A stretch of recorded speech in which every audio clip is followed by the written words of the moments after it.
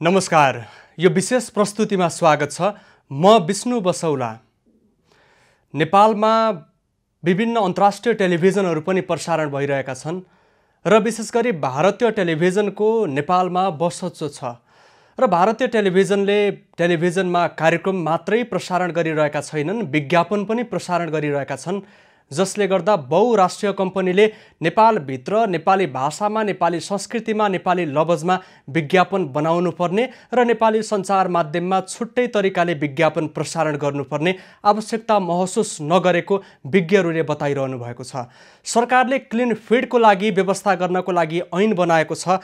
ऐन राष्ट्रपतिबाट 2076 साल कार्तिक 8 गते प्रमाणीकरण भएर अगाडि बढिसकेको अवस्था छ, तर पनि कार्यान्वयनमा विलम्ब देखिएको छ र व्यवहारिक कार्यान्वयनमा सरकारको ढिलासुस्तीप्रति संसदको विकास तथा प्रविधि समितिले ध्यानाकर्षण भएको जनाउँदै कार्तिकको 7 गतेबाट सरकारलाई यो क्लिन फिडको नीतिलाई कार्यान्वयनमा ल्याउनको लागि निर्देशन जारी गरेको छ।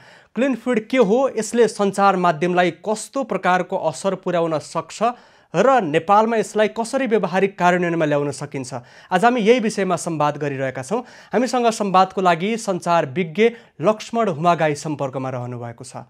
यहाँलाई स्वागत छ। धन्यवाद, नमस्कार। अहिले क्लिन फिडको चर्चा छ, नीति पनि बनिसकेको अवस्था छ। क्लिन फिड कार्यान्वयनमा आइसकेपछि विशेष त नेपाली सञ्चार उद्योगमा, नेपाली सञ्चार माध्यममा यसले कस्तो खालको प्रभाव पार्न सक्छ?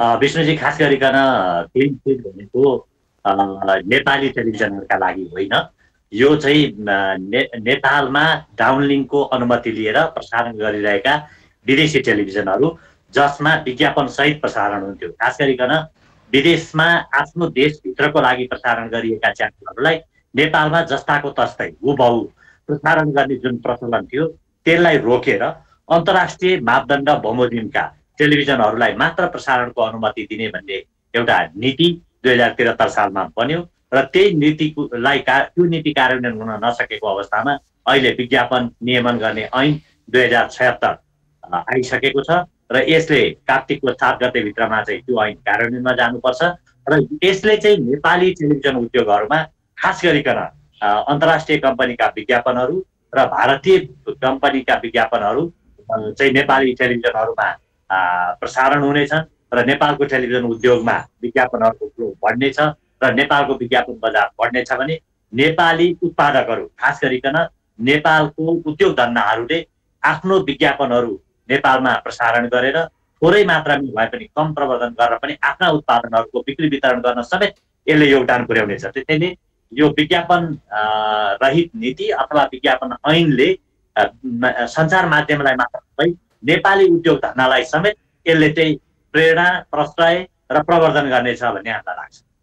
यसलाई यहाँहरू जस्तै विज्ञहरूले राष्ट्रियतासँग पनि जोडेर व्याख्या गर्नुभएको पाइयो। यसलाई राष्ट्रियतासँग कसरी जोड्ने? राष्ट्रियता खास गरिकन तपाईँलाई एउटा कुरा स्पष्ट गरौँ, हामी एउटा स्वाभिमान स्वायत्त राष्ट्रका नागरिक हौँ र हामीले अहिलेसम्म कसैको उपनिवेशलाई भोग्नु परेन र खेप्नु परेन र यस अर्थमा हेर्दाखेरि विज्ञापन रहित नीति जुन चाहिँ एउटा अमुक राष्ट्रमा आफ्नो राष्ट्रभित्र प्रसारण गर्न सञ्चालन गरिएका टेलिभिजनहरूलाई जस्ताको तस्तै हुबहु नेपालमा प्रसारण गरिदिँदाखेरि त्यो देशका विज्ञापनहरू हामी कहाँ बज्ने भए, प्रसारण हुने भए, जसले गर्दाखेरि चाहिँ हाम्रो सार्वभौमिकता, हाम्रो संस्कृतिप्रतिको अतिक्रमण, हाम्रो सार्वभौमिकताप्रतिको अतिक्रमण र हाम्रो अर्थव्यवस्थाप्रतिको अतिक्रमण हुने भयो भन्ने अर्थमा हामीले लिएका छौँ र यो चाहिँ एउटा के हुन्छ भन्दा रेसिप्रोकेट हुन्छ भन्छौँ हामी। जस्तो हाम्रो देशको विज्ञापन अरू देशमा बज्न पाउँदैन भने जस्तै अरू देशको विज्ञापन नै हाम्रो देशमा बज्न नपाउने नीति नै विज्ञापन रहित नीति हो। यही कारणले हामीले यसलाई सार्वभौमिकतासँग जोडेको हो र यो दुई देश बिचका अथवा विभिन्न देश बिचका सम्बन्धहरू समानतामा आधारित हुन्छन्। हाम्रा विज्ञापनहरू अन्य देशमा प्रसारण हुन नपाए जस्तै अरू देशका विज्ञापन पनि हामी कहाँ प्रसारण हुन नपाउने हामीले नीति जुन लिनु पर्थ्यो त्यो नलिएको कारणले गर्दा हाम्रो सार्वभौमिकतामा असर गर्यो भन्ने हाम्रो भनाइ हो र यसलाई चाहिँ हामीले यो अर्थमा लिनुपर्छ।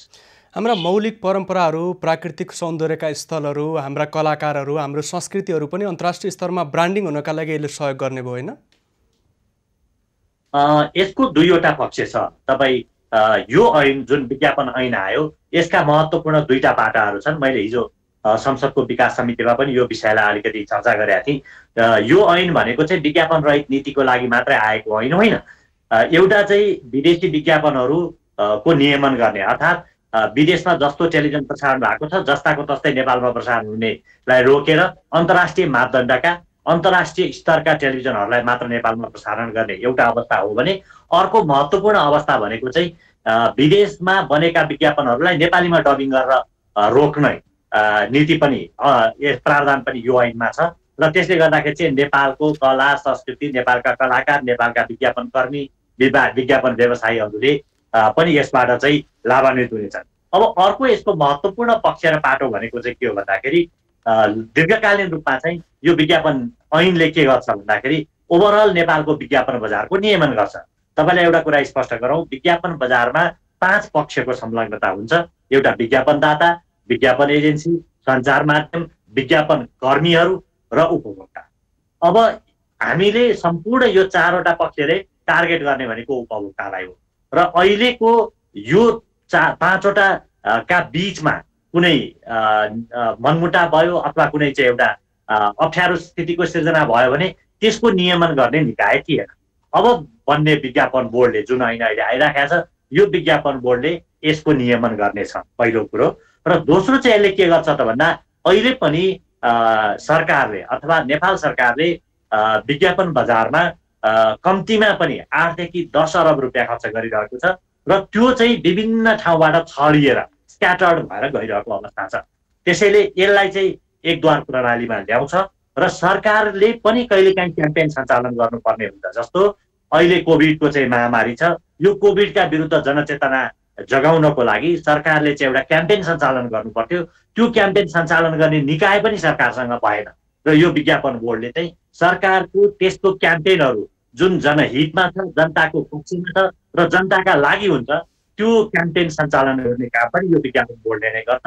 र योभन्दा पनि महत्त्वपूर्ण पक्ष चाहिँ के हो भन्दा नेपालको विज्ञापन नीति कस्तो हुने, कस्ता विज्ञापनहरू प्रसारण गर्न पाउने, कस्ता विज्ञापनहरू प्रसारण गर्न नपाउने, उपभोक्ताको हित नगर्ने विज्ञापनहरूलाई नियन्त्रण र नियमन गर्ने काम पनि विज्ञापन बोर्डले गर्ने भएको हुनाले यो नेपालको लागि एउटा महत्त्वपूर्ण माइलस्टोन हुनेछ।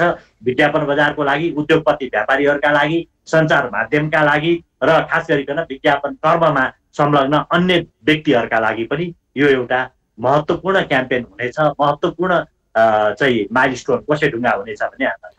अब नेपालका ब्रान्डहरू, नेपालका व्यापारिक घरानाहरूले जुन रकममा, जुन मात्रामा विज्ञापन सञ्चार माध्यममा गरिरहेका थिए, बहुराष्ट्रिय कम्पनीहरू पनि नेपाली भाषामा उनीहरूको ब्रान्ड प्रचारको लागि विज्ञापन तयार गर्न थालेपछि र प्रसारण गर्न थालेपछि नेपालभित्रका व्यापारिक घरानाले त्यो मात्रामा विज्ञापन गर्न सक्दैनन् कि उनीहरूको अवस्थामा सङ्कुचन आउने अवस्था देखिन्छ कि देखिँदैन?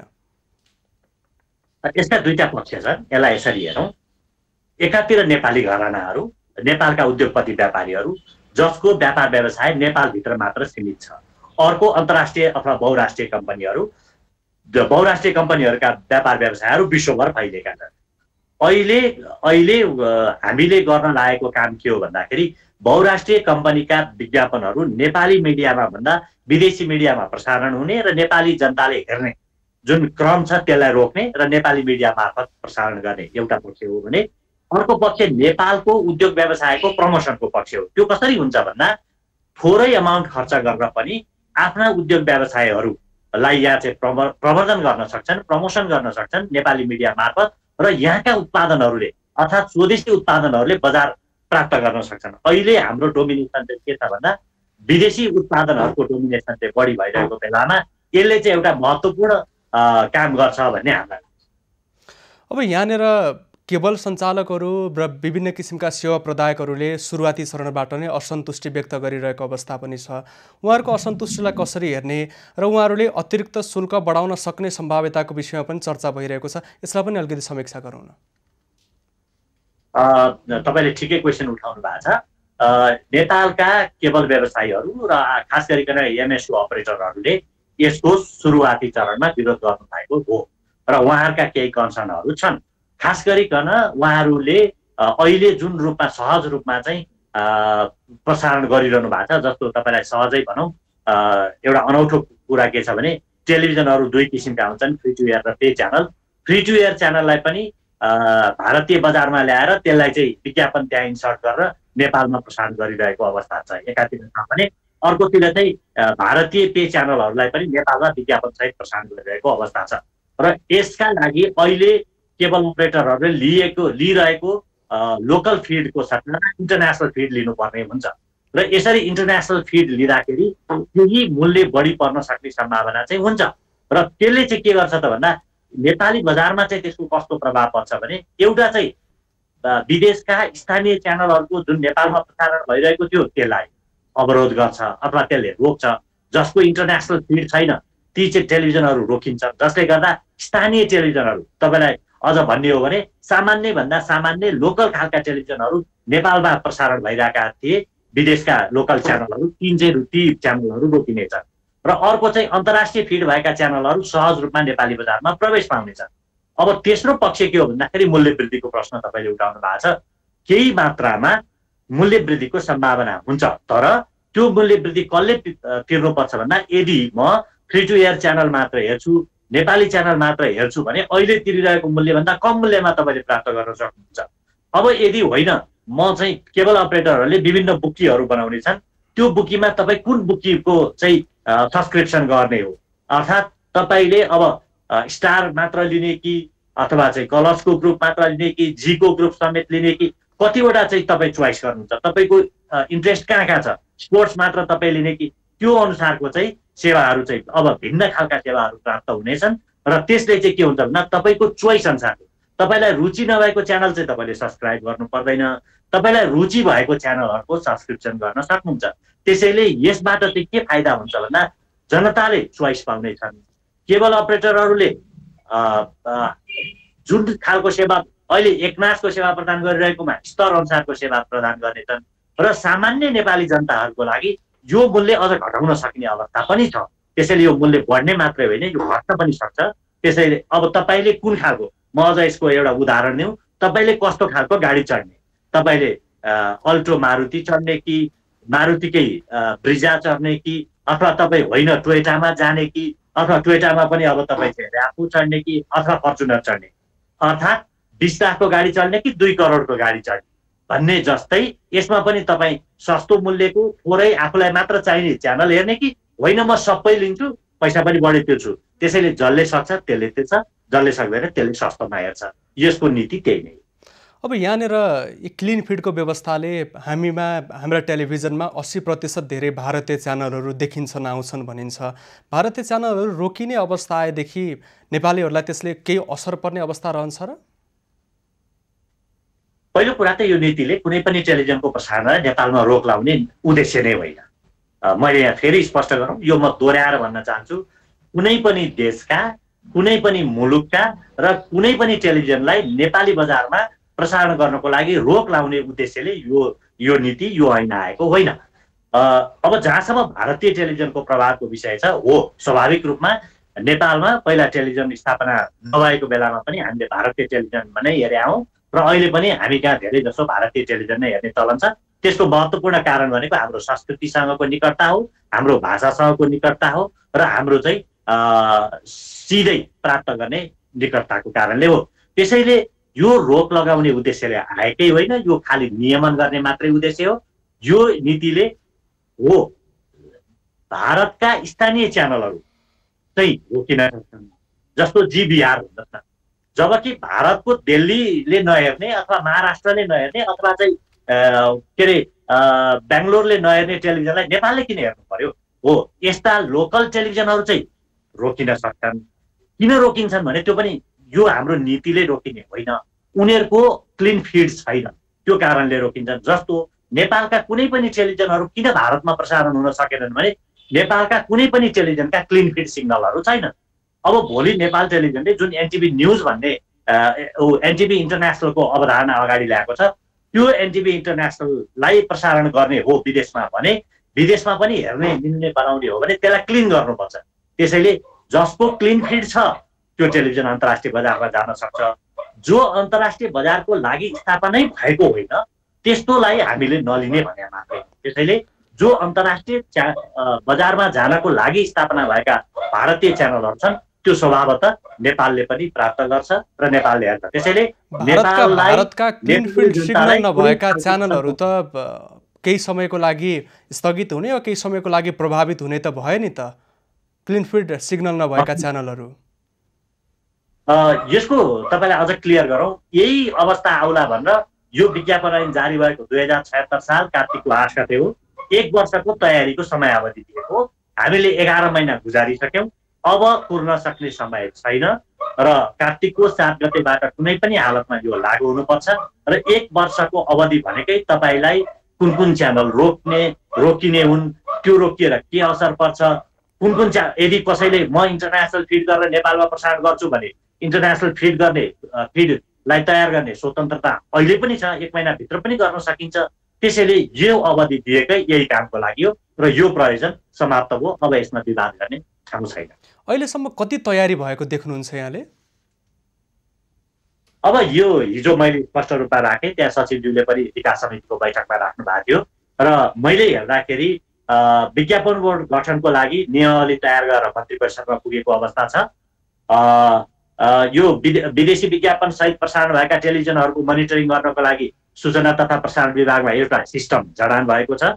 विज्ञापन बोर्डको दरबन्दी स्वीकृत भएको छ। विज्ञापन बोर्डका लागि बजेट स्वीकृत भएको छ र चाहिँ यी काम चाहिँ 11 महिनाको अवधिमा भए। तर महत्त्वपूर्ण काम हुन नसकेको कुरा चाहिँ के हो भन्दाखेरि विज्ञापन बोर्ड गठन हुन सकेन र विज्ञापन बोर्ड अन्तर्गत रहने गरी प्रदेशमा अनुगमन तथा नियमन समितिहरू गठन हुनु पर्थ्यो, त्यो हुन सकेन। विज्ञापन बोर्डले गर्ने अन्य कामहरू जस्तो समग्र विज्ञापन बजारको नियमनको कामहरू हुन सकेनन् 1 वर्ष यो 11 महिनाको अवधिमा। त्यसैले कामको गति भने धीमा भएकै हो र यसलाई अब संसदीय समितिको पनि हिजो निर्देशन छ, यो चाहिँ सम्पूर्ण कामहरू 1 महिनाभित्र सकाउनुहोस् र तत्काल विज्ञापन बोर्ड गठन गर्नुहोस्, 15 दिनभित्र समितिमा प्रतिवेदन पेश गर्नुहोस् भनेर समितिले निर्देशनै दिएको अवस्था छ र मलाई लाग्छ यो 1 महिनाको अवधिमा यो तयारीहरू पुरा हुन्छन्। र मैले हिजै पाएको जानकारी अनुसार एमएसओ र केबल अपरेटरहरूले यो क्लिन फिड गराउनको लागि चाहिने इक्विपमेन्ट किन्नको लागि मन्त्रालयमा निवेदन दिएका छन् र ती सामानहरू आउने क्रममा छन् र मलाई लाग्छ 1 महिनाभित्रमा यो क्लिन फिड हुन्छ र यदि हुन नसक्ने कुनै च्यानल छन् भने ती च्यानलहरूको प्रसारण केही समयका लागि रोकिन सक्छ। अहिले ऐनले तर्जुमा गरेका विषय अनुसार, नीति अनुसार, बुँदा अनुसार 1 महिनाभित्र सबै तयारी पुरा गर्न सम्भव छ? 1 महिनाभित्र सम्भव, 1 वर्षको समय हो, यसलाई 1 महिना भन्न मिलेर। अब आउने समय करिब त अब 1 महिना नै बाँकी छ हामीसँग। अब तयार नहुनेहरूले रोकिनु बाहेकको विकल्प छैन। अब यहाँनिर अलिकति हामीले चर्चा त गऱ्यौँ यो विज्ञापन बोर्डको विषयमा। हाम्रा यस्ता खालका बोर्डमा चयन हुने पदाधिकारीदेखि त्यसको क्षेत्राधिकारको विषयलाई लिएर विगतका केही विवादहरू पनि छन्। यसलाई चाहिँ कसरी नियमनकारी निकाय, व्यवस्थापन गर्ने निकाय जे भनौँ, कसरी यसलाई प्रभावकारिता यसको देखाउन सकिन्छ? बोर्ड गठन गर्दाखेरि के कुरालाई ध्यान दिनु आवश्यक छ? विष्णुजी, अब यो चाहिँ गम्भीर प्रश्न हो। हाम्रा आयोगका पदाधिकारीको नियुक्तिदेखि लिएर समग्र नियुक्ति प्रक्रियामा देखिएका केही समस्या र चुनौतीहरू छन्। जबसम्म हामीले मेरिटोक्रेसीलाई मेन्टेन गर्दैनौँ, मेरिटोक्रेसीलाई मेन्टेन गर्ने मेकानिजम तयार गर्दैनौँ, त्यो बेलासम्म चाहिँ मलाई लाग्छ यो भद्रगोलको स्थिति कायमै रहन्छ। अब जहाँसम्म विज्ञापन बोर्डको कुरा छ, अब यो विषयमा जानकारी राख्ने, ज्ञान राख्ने, अध्ययन गरेका र चाहिँ सञ्चार माध्यम र विज्ञापन व्यवसायलाई बुझेका व्यक्तिहरूको नियुक्ति भयो भने यसले अलि सहज ढङ्गले काम गर्न सक्ला। अब त्यो खालको भएन भने फेरि परिस्थिति त उही नै हो। त्यसैले यो चाहिँ सरकारको विषय हो, यो मैले भन्ने विषय भन्दा पनि। तर मैले एउटै कुरा चाहिँ सरकारलाई भन्नुपर्ने, हामी जो चाहिँ विभिन्न क्षेत्रका विज्ञहरू छौँ, हामीले भन्नुपर्ने विषय चाहिँ के हो भने यदि साँच्चै राज्य सञ्चालन गर्ने हो र साँच्चै चाहिँ राज्यले परिकल्पना गरेको उद्देश्य पुरा गर्ने हो भने यो सरकारी नियुक्ति जुन फङ्सनल डिसिजन गर्ने ठाउँहरूमा चाहिँ मेरिटोक्रेसीलाई नै मेन्टेन गरेर जानुपर्छ र प्रतिस्पर्धाको आधारमा नै व्यक्तिहरूको चयन गर्नुपर्छ र प्रतिस्पर्धाबाट चयन भएका व्यक्तिहरूलाई टास्क दिएर उसलाई चाहिँ काममा लगाउनुपर्छ, कार्य सम्पादन मूल्याङ्कन गराउनुपर्छ र त्यो रिजल्ट ओरिएन्टेड बनाउनुपर्छ। त्यो गर्न नसकेको कारणले गर्दा फेरि नियुक्तिको प्रक्रिया चाहिँ हाम्रो उही चिन्जान, भनसुन र चाहिँ अब विचार सिद्धान्त आदर्श दर्शनलाई मान्ने हो भने चाहिँ फेरि हाम्रो मुलुकले प्रगति गर्न सक्दैन र अर्को प्रतिक्रान्तिको सम्भावना रहन्छ। त्यसैले मेरो अनुरोध हो यो चाहिँ खास गरिकन मेरिटोक्रेसीलाई नै मेन्टेन गरौँ र मुलुक सञ्चालनमा त्यसलाई चाहिँ ध्यान दिउँ। अब यसलाई दिनुपर्ने अधिकारहरू, विज्ञापन बोर्डलाई दिनुपर्ने अधिकारहरूको विषयमा के भन्नुहुन्छ यहाँ? होइन, विज्ञापन बोर्ड अहिले जुन ऐन आएको छ त्यो ऐन हेर्दाखेरि चाहिँ विज्ञापन बोर्ड विज्ञापनको क्षेत्रमा अधिकार सम्पन्न बोर्ड हो र यसले नियमन पनि गर्छ र कार्यान्वयन पनि गर्छ। हेर्दाखेरि त्यस्तो देखिन्छ। तर जहाँसम्म नियुक्ति प्रक्रिया र बोर्डमा रहेका पदाधिकारीहरूको बर्खास्तीको प्रक्रिया हेर्दा चाहिँ अरू अन्य निकाय जस्तै यो पनि कमजोर छ। किनभने सरकारले चाहेको बेलामा बोर्डका पदाधिकारीहरूलाई हटाउन सक्ने, सरकारले चाहेको व्यक्ति नियुक्ति गर्न सक्ने र मेरिटोक्रेसी मेन्टेन नहुने र स्वायत्त रूपमा चाहिँ काम गर्न सक्ने अवस्था चाहिँ अहिले पनि बोर्डमा छैन। तैपनि के पनि नहुनु भन्दा यो धेरै ठुलो एचिभमेन्ट हो, धेरै ठुलो प्रगति हो र सरकारले मिडिया सेक्टरका लागि गरेको सम्भवतः अहिलेसम्मकै महत्त्वपूर्ण र परिवर्तनकारी निर्णय हो। म फेरि यसलाई अन्यथा लिने पक्षमै छैन। किन भन्दा नेपाली मिडियाको हक हित संरक्षण, नेपाली मिडियाहरूको प्रवर्धन र प्रमोसनको लागि सरकारले गर्न सक्ने यति नै हो र यो चाहिँ ठुलो उपलब्धि हामीले प्राप्त गरेका छौँ। यो उपलब्धिलाई कम आँक्न मिल्दैन। अब कमजोरी नभएको त कुनै पनि क्षेत्र हुँदैन। हामी त सरकारसँग एउटै मात्र अनुरोध गर्छौँ, तत्काल विज्ञापन बोर्ड गठन गरिदिनुहोस्, विदेशी विज्ञापनहरूको प्रसारण रोकिदिनुहोस् र बोर्डको गठन गरेर यो विज्ञापनको नियमन गर्ने र नेपाली सञ्चार माध्यमहरूलाई प्रवर्धन गर्ने जुन एउटा नीतिसहित यो विज्ञापन ऐन आएको छ यसलाई कार्यान्वयन गरिदिनुहोस्। नेपालका सञ्चार क्षेत्रले सरकारलाई यसबाट आभार व्यक्त गर्छन् भन्ने मलाई लाग्छ। हुन्छ, यहाँलाई समय र संवादको लागि धन्यवाद दिन चाहन्छु। यहाँलाई पनि धेरै धेरै धन्यवाद। हामीसँग सञ्चार विज्ञ लक्ष्मण हुमागाई संवादको क्रममा सम्पर्कमा रहनु भएको थियो। क्लिन फिडको लागि अगाडि बढेका विषयहरू र यसले सञ्चार माध्यमलाई पुर्याउने फाइदा, पार्ने प्रभाव, त्यसै गरी सरकारी तर्फबाट हुनुपर्ने भूमिका र अब ध्यान दिनुपर्ने विषयहरू, यही विषयमा संवाद केन्द्रित रह्यो। करिब 1.5 दशकभन्दा लामो समयदेखि क्लिन फिडको विषय अगाडि आएको छ, उठ्दै आएको छ। अहिले ऐन बनेर अगाडि बढिरहेको विषय छ र सरकारले विज्ञापन बोर्ड गठन गर्ने गरी तयारी गरेको बुझिएको छ र संसदको विकास तथा प्रविधि समितिले कार्तिकको 7 गतेबाट क्लिन फिडको व्यवस्थालाई प्रभावकारी तरिकाले कार्यान्वयन गर्नको लागि आग्रह गरिसकेको अवस्था छ, निर्देशन जारी गरिसकेको अवस्था छ र क्लिन फिडको व्यवस्था लागू भएको अवस्थामा नेपाली सञ्चार माध्यमलाई यसले फाइदा पुर्याउने छ नै, साथै बहुराष्ट्रिय कम्पनीले नेपालभित्र नै विज्ञापन बनाउनु पर्ने अवस्थाले गर्दा हाम्रा संस्कृति, हाम्रा रीतिरिवाज, हाम्रा परम्परा, हाम्रा पर्यटकीय गन्तव्यहरू, हाम्रा कलाकारहरू र विभिन्न विज्ञापनसँग आबद्ध सङ्घ संस्था र व्यक्तिलाई समेत यसले प्रत्यक्ष फाइदा पुर्याउने देखिएको छ र नेपालभित्र अहिले निकै सस्तोमा, अझ भनौँ भारतीय कार्यक्रम सँगसँगै प्रसारण भएका विज्ञापनहरू नेपालभित्र अब शुल्क तिरेर निर्माण हुने र सञ्चार माध्यममा बज्ने, देखिने र प्रस्तुत हुने गर्दाखेरि नेपालभित्र आर्थिक रूपमा पनि यसले फाइदा पुर्याउन सक्ने अवस्था देखा परेको छ। हामीले यही समग्र विषयमा संवाद गऱ्यौँ। कार्यक्रम आजलाई सकिएको छ। खबरभित्रको खबरका लागि हेर्दै रहनुहोला एबी न्युज खबर। नमस्कार।